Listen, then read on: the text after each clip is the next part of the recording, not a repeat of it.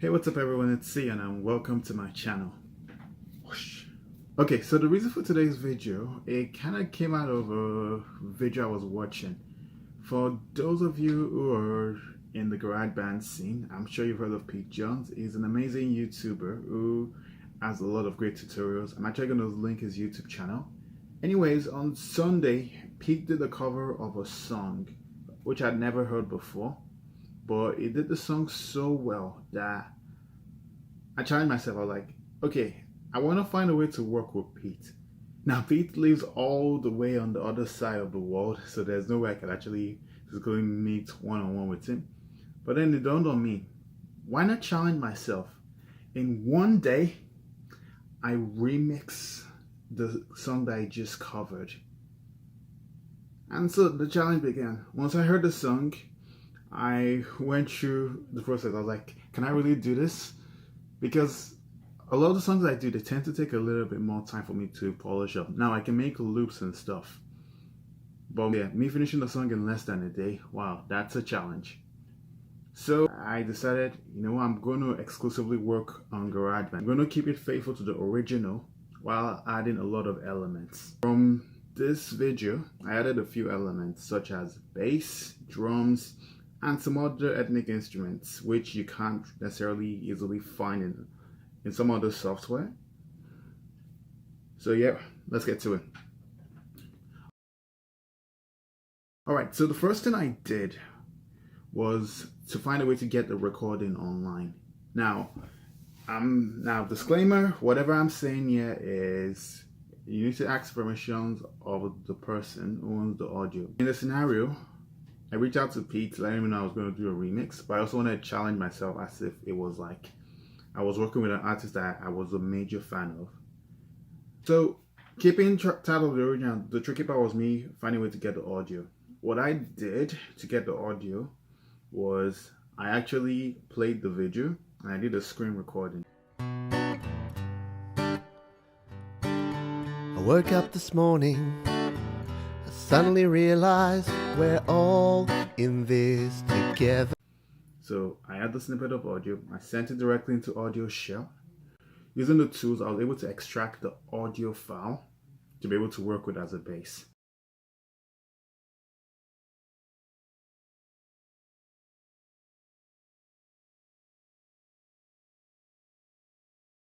Now, the tricky part about working with live recording is tempo.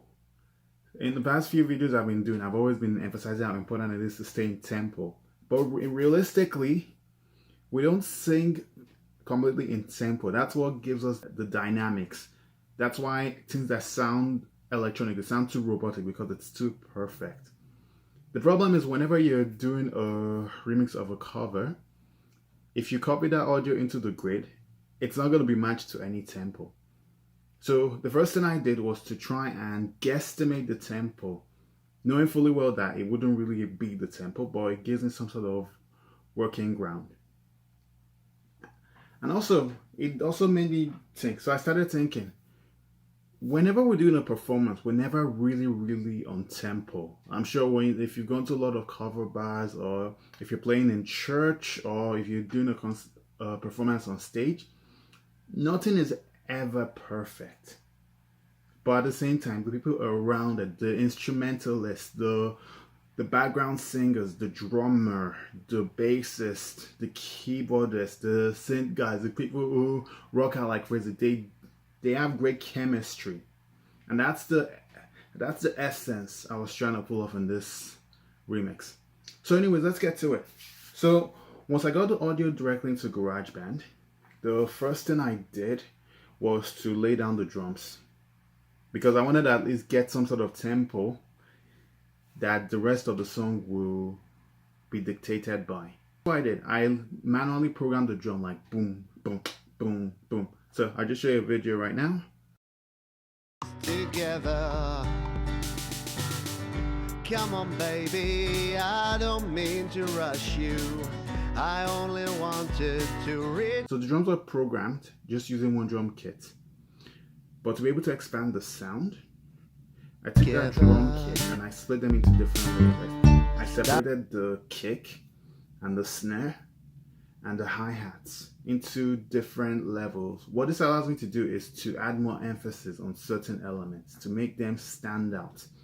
And also, you may never really find the perfect drum kit in one full package. So it's good to experiment with some sounds. If you like a kick from this kit, use that kick. If you like a snare from this one, use that snare. Heck, if you even like a sound from the loops, you can take that sound, you can put it into the sampler in GarageBand and just use that sound. That could be your kick, your snare, your effects to give it more life.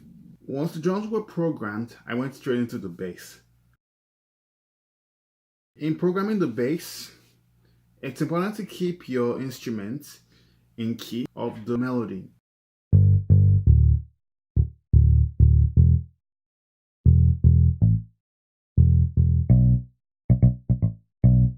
But if you're not too good at finding the key, which is exactly what I did here, I played the song as best as I would to match the melody.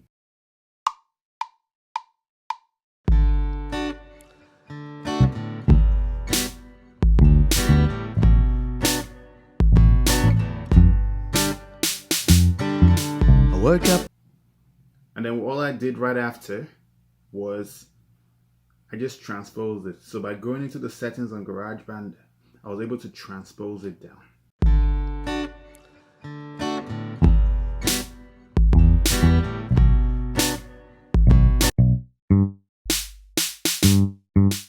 Woke up this morning, I suddenly realized we're all in this together.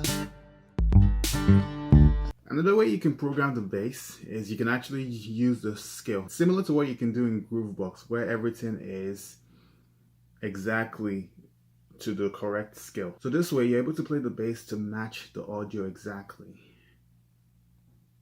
or as best as you can anyways.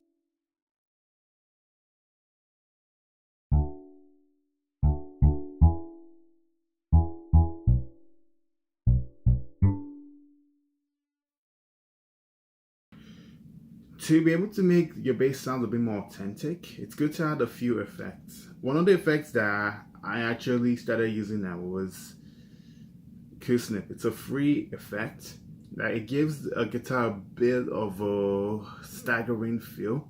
But what I did was I used the C# just Phrygian. I probably mispronounced that as well, guys. Yeah, but I used this template and it changed the bass from sounding a little bit dull to having this natural element. So it felt like I was almost playing a real bass. So that's something, if you want to experiment, by all means have a look into it. But I've been using it a lot more now in my other production.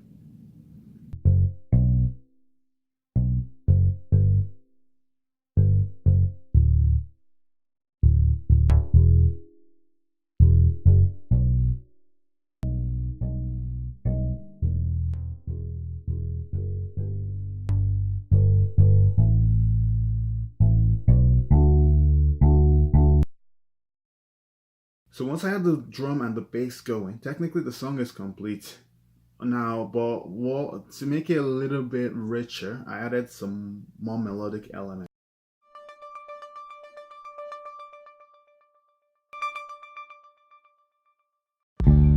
Suddenly realized we're all. So that's why I added this Middle Eastern instrument found in GarageBand called the koto.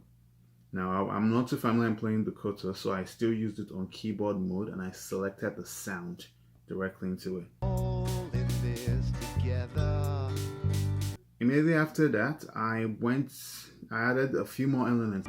Just doesn't matter. Just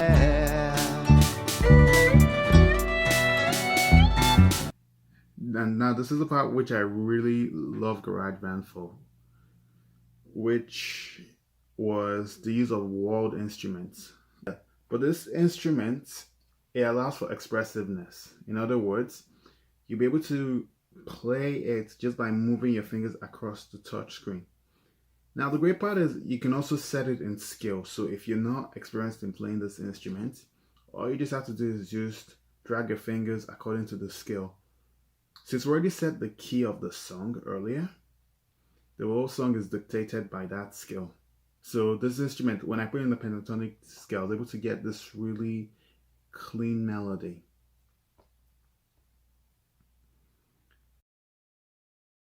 So after I'd laid up all the instrument, the next thing was just to polish up the MIDI of what I was playing, because even as I was playing to the melody, it wasn't necessarily matched. So I did some fixes there, moved some of the MIDI notes, some of the squares, moved them to correct positions to try and align them. And next was me trying to find a way to liven up the sounds. Now, so after then, the song was pretty much done. I just had to find a way and master it. So for me to master it, all I did was I combined all of the channels of audio that I had, all of these lines. I merged them to create one master track, but it also makes a duplicate in the back. Using that master track, I'm able to add effects to brighten out the sound. So yeah, using this one strip of audio, I'm able to polish it up, to add the necessary touches I need to do. If I need to, usually what I like to do is I like to bring up the mid-range a little bit more, just to make the voice stand out. I add a little bit of reverb so that everything feels like it's combined. Shout out to Vic Jones, I learned that tip just a week ago. And I put a limiter just to limit the volume so it doesn't get past 0 dB, because some sites have some trouble processing audio up to a certain amount. So yeah, I hope you like it, and here we go. Have a good one, guys, and again, thanks again for joining the channel. Bye for now.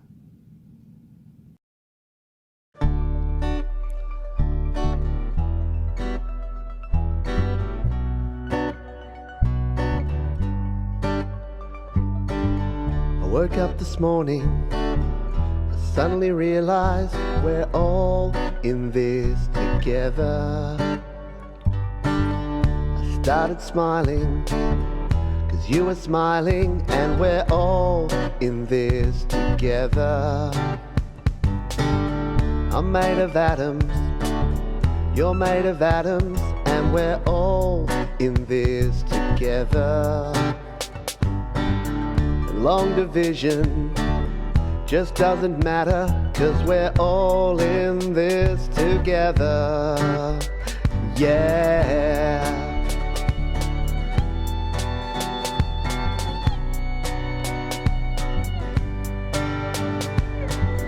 I saw you walking in the city, we're all in this together. City's changing, 'cause we are changing, and we're all in this together. Every 12 seconds, someone remembers that we're all in this together. In the kitchen of your rent-controlled apartment, yeah, we are all in this together. Come on, baby, I don't mean to rush you. I only wanted to reach out and touch you. I've got to start to open my heart.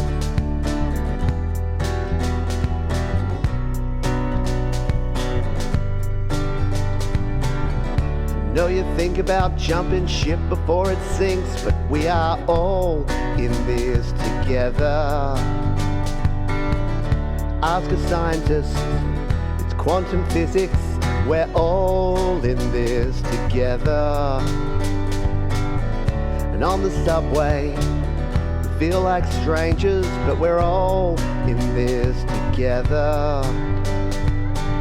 Yeah, I love you and you love her and she loves him, but we are all in this together. You know, baby, there's never been protection in all the history of human connection.